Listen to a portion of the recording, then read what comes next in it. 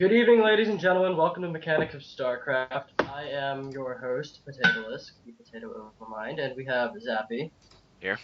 Alazavris, Hail, citizen. Don Croft, who I will sometimes call Don Crotch, Thank you, Potato Chris, for that wonderful introduction. and Mwadib. Hello. So tonight we are going to be discussing the Hellion. Yay. Quite possibly Yay, you would the have not Hot guessed Wheels. if you are a Zerg. Fan of Hot Wheels? Hot Wheels Like and Hellion? sadistic drivers. Hellion the driver's third- gotta be the crazy. First thing I thought about the Hellion, you have to be a real sadist to drive this thing and just drive around setting people on fire. Especially in TVT. Sorry. Have you played Brood War? I have. Yeah, Yes, do you remember vultures? Oh, yes. Yeah, explosive little beings. So I guess they were much more dangerous to drive and just do their stuff. So because I mean, you had grenades underneath you and spider mines. Like if something goes wrong, you're blown to dead. pieces. It's Actually- an open cockpit, too. Yep, It's a according to the motorcycle. lore, those Yeah. things are very, very dangerous. If you remember in the Wings of Liberty campaign, Swan makes fun of Jim Raynor for having ever ridden Yes. one. Yeah, the engine block is extreme. And yeah, if you remember in game, in Brood War, they were actually extremely fragile and die very quickly. The only redeeming factors were their speed and their, Spider Mines. I almost said Widow Mine. Thank you, Spider Mines. Yeah. Shame on No, me. they're- All right, but we're not here to talk about the Vulture. We're Nope. to talk about Yeah. the Hellion. So yeah, it's So should I power, read the little introduction to them? go for it. The Hellion is a high-speed raider built around a lightweight four-wheel chassis. Hellions are capable of causing damage disproportionate to their size, particularly against enemy infantry, thanks to their heavy, infernal flamethrowers. Really? All right, let's talk about those flamethrowers real quick. These are actually very different from the flamethrowers that are in use by militaries around the world today. Most flamethrowers, they're designed to launch some sort of heavy, thick liquid that will stick to their targets and will cover whatever they're attacking in flames. Whereas the Hellions appear to launch, it's just a straightforward flame. It burns things and then it's done. It's I would guess It's not that. napalm. Well, of course. I'd guess that it works with a kind of the same principle as well as the next spoiler episode, because we have plasma. Like we know that Terrans use plasma, right? And plasma tends to spread around, and I guess their flamethrowers works pretty much this way. They just launch like trail of plasma, which which then after it burns through stuff, it just spreads around and it does nothing. I mean, that would be my guess, but It seems like it'd be somewhat difficult to contain in a vehicle of that size. Hellions seem to prioritize speed and fair enough. maneuverability. Also, I was trying to with- see if... Go ahead. With the Infernal Pre-Igniter, if you remember from the campaign, they go into a bit more detail on it, and it says they seed the flames with bits of thermite, or I believe that's aluminum oxide, and that would burn very well in a conventional flame, but I'm not sure you could get it to have the desired effect inside of a plasma cone. I looked up the word infernal to see if it gave us any clues, and the word infernal, defined by Merriam-Webster, is of relating to the netherworld of the dead and or hell. So it's strictly an aesthetic term. Yeah, It's not Well, a it is conventional manufactured at all. by It's still a corporation. flamethrower, right? It's probably Well, just yes. a commercial name. Yep. Mhm. That's what I was going to say. Infernal is likely some sort of advertising name to make it sound better. The Hellion does shout out "Eat napalm" at one Yes, point. so I is it think that actually might- napalm that it's shooting, or is it just Well, a bigger let's seed? look at this individual for a second. I'm looking at him right now. He doesn't look like the most well-educated bloke. His sign is driving. He's smoking. He has a southern accent. Enough said. And he looks like he may have done like methamphetamines or something because That was actually the first thing I thought when I saw him. He's opening inside a closed canopy. he literally So- looks like he's on meth. So I don't It's a little think bit thin. he's very well informed about the science part of his vehicle. He just knows how to drive it, shoot it. Correct. So I don't Pretty think we much. can take him at his word. I don't think he saying cares, eat though. napalm. That's the thing. You don't think he's as long what? as he's burning stuff, I think he's happy. In a Does it- sick, sadistic kind of way, yes, I think he But is. or a sick, you get executed if you don't serve our military because you were a former criminal kind of way. Well, actually, the Hellions are mercenaries originally. They're in it for the money and the thrill. Returning Exactly. to the sadistic theme. Yeah, they're burning things for the thrill. They're just pyro. And, Totally Pyro- fine just, by me. Guys, it's just pyro. returning to the thermite bit. It's a mixture of aluminum oxide Aluminum oxide. no, not of aluminum oxide, of iron oxide and aluminum. And when you burn it, the aluminum gets oxidized, and you get molten iron that literally sprays on everything. Yep, I've heard of this compound being used in a number of incendiary explosives over the years, actually, in just actual history.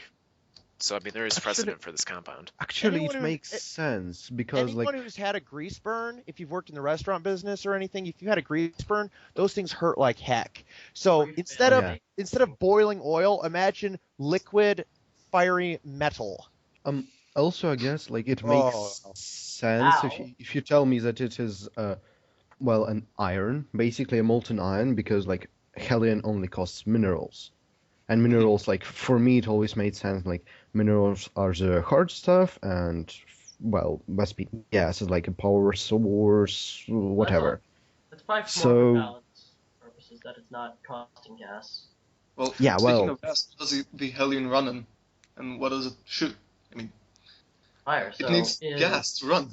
Well, yeah, Like, fire it is legitimately take best being gas, but in game it's just because of balance purposes. Well, no, Well, here's my guess. well- The command centers and barracks, for example, they can fly around. Presumably they're burning some sort of gas, but they cost no gas. So Okay. I think we can assume that the gas is independent of the mineral cost. Yes, that is in fact canon. You see, minerals and gas are not. I mean, everything is not made of purely minerals and Vespian gas. Those are the resources that are available on site. They bring things with them in their structures and stuff, at least in the lore. They do Fair use enough. other fuel sources, but Vespian Like gas something? and minerals are the most. They're available for quick use. Like they're really good for making things quickly and easily. The minerals has many compounds that can be easily broken down and harvested, and Vespian gas is an extremely cost-effective fuel source. You get a lot.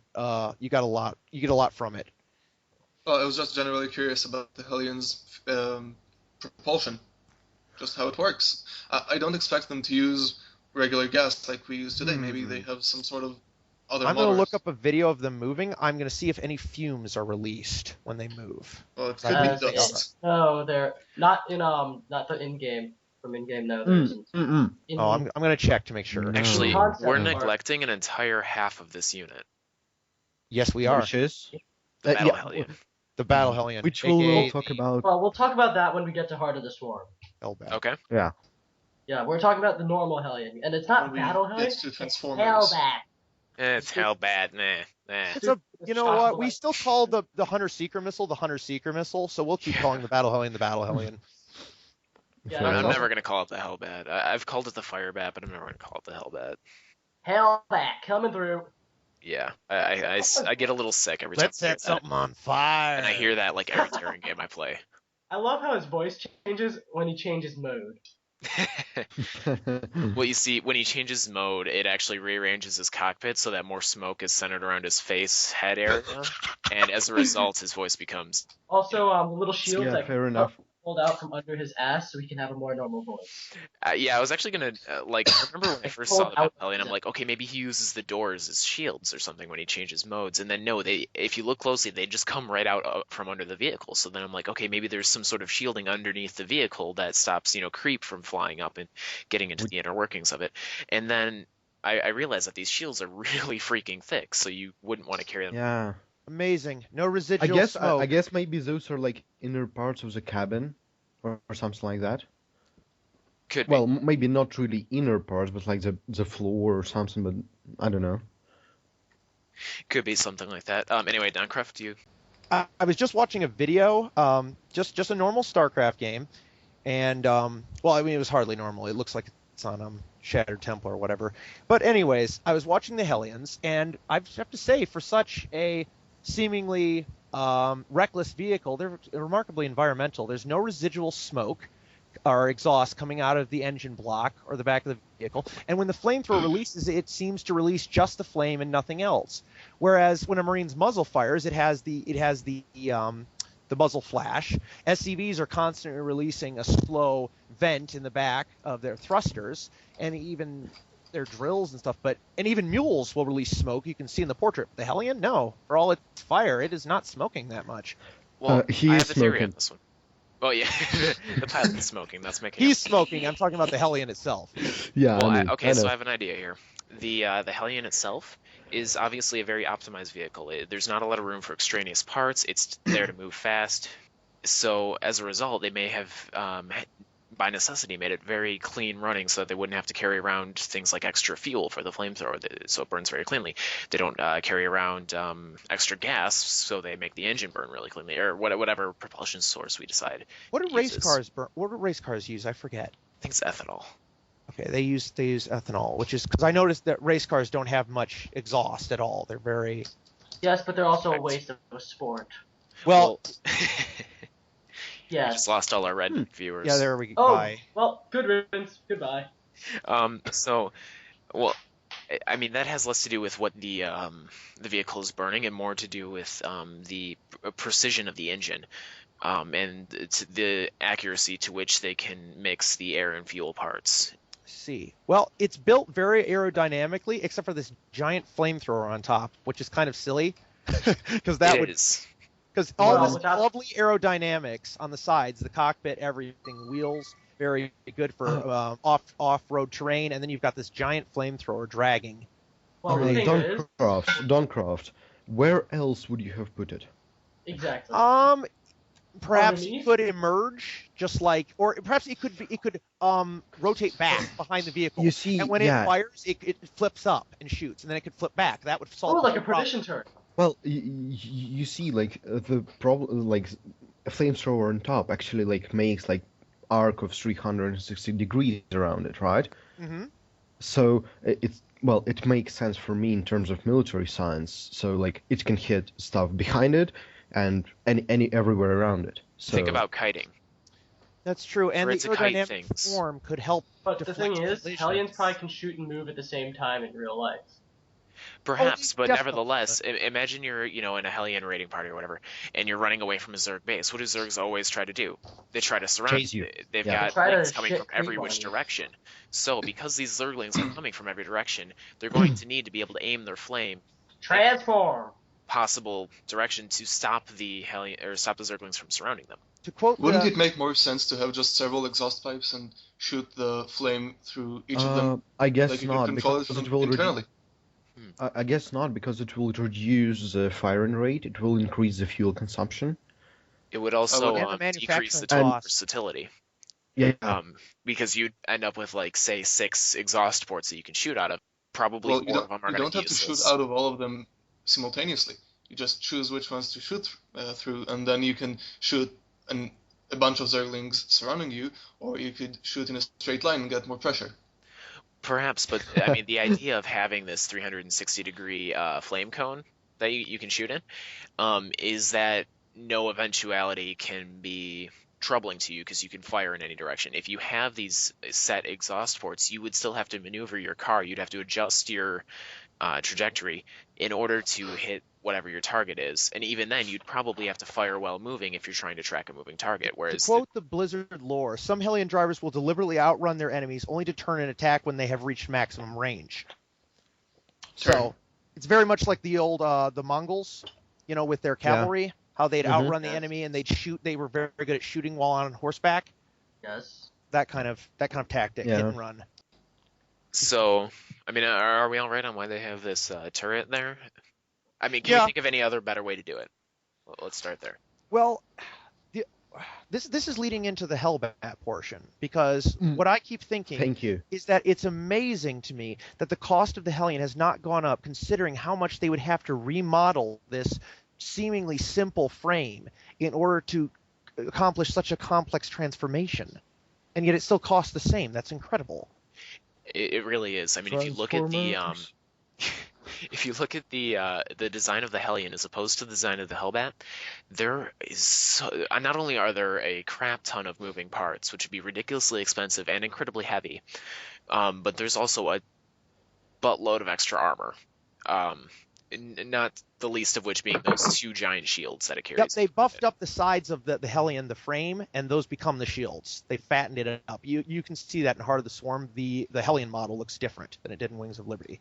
Okay. Bigger flamethrower, more armor on the sides.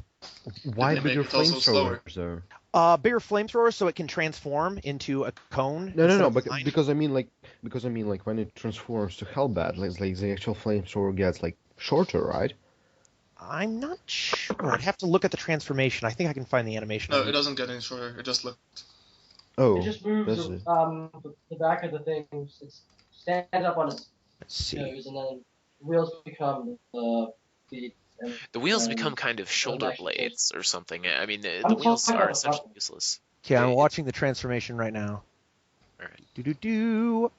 Ah, how fascinating! They changed the flamethrower- Hellion. They changed the Hellion transformation now. The flamethrower is literally the only part that does not change at all. Oh, Literally. Interesting. well, I was confused. Then. Yeah, and it But- also gets bigger. I'm checking. I don't think it changes in size. Well, I Yeah, mean, it I think does. the important thing to note here is that once it changes, it can 15 of them can kill 396 3/3 cracklings. Yeah, Because- Anesthetic made a 26-page QQ thread about that. That was It's hilarious. okay. One That zealot, was annoying. one zealot with a medevac, one of the new Caduceus reactor medevacs, allied to it, can kill an unlimited number of zerglings. Oh, so- Yeah, but that's the. But okay, we're not gonna go into balance. I'll add that to my potato list rant in the future. Yep. We've Yeah. got that. So we're basically at time again. No. We have Alright. one- We're not. Any we have last 10 thoughts? Yes, I do. Like, well, should we touch on Hellbat now or later? Later for Hellbats. Yeah, we'll probably go into the Hellbat in greater detail once the Heart of the Swarm campaign comes out, because I'm kind of expecting Heart of the Swarm to have a greater explanation for a lot of the units. And if it doesn't, it doesn't. But If it doesn't, then Blizzard shits the bed. No, they won't, because like the Heart of the Swarm is a Zerg campaign, right? Correct. So why have Because Hellion Zerg explanations? is OP. well, it's Zerg Well, thank focused you, to be sure, but I think I would be shocked if there was absolutely nothing relating to the new Protoss and Terran units. There is a Protoss mini campaign in it. I know Okay, that so much. Again? Again, I was Because expecting it to be a Terran mini campaign this time, actually. Yeah, actually. well, they're following Zeratul behind the scenes. I'm pretty sure they're still doing that. Well, I like Protoss more, so I'm a fan of that. Woohoo! I'm so biased. It's funny. All right. So, anyone have any final thoughts that we have yet to throw out?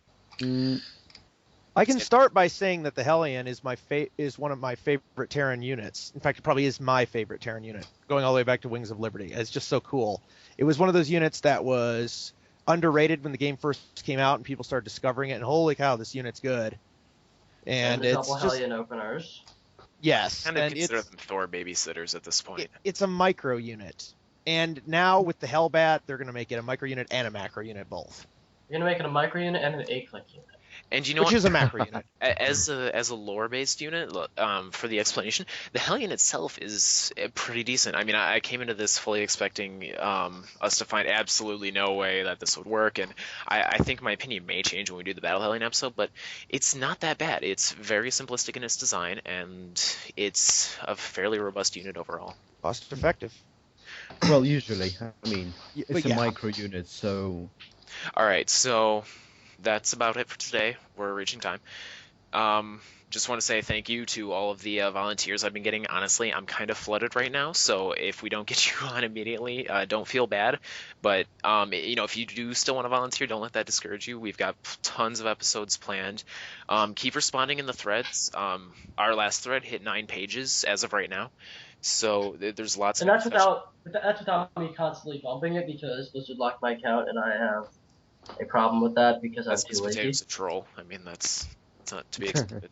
But one thing, if you're gonna respond on the threads, please, please, please say what you mean. I was talking to one person and he kept talking about an encryption key, and I had no idea what he meant until he gave me a post that basically told me to F off, and then I realized he was talking about the uncertainty principle for the Warp Gate episode, and oh my Oh. gosh, everything he said suddenly became clear. I'm like, why didn't I respond to him more clearly before? So basically, be blunt with what you're saying. You can use big words. Most of us here are pretty smart people, Potatoeless being the exception.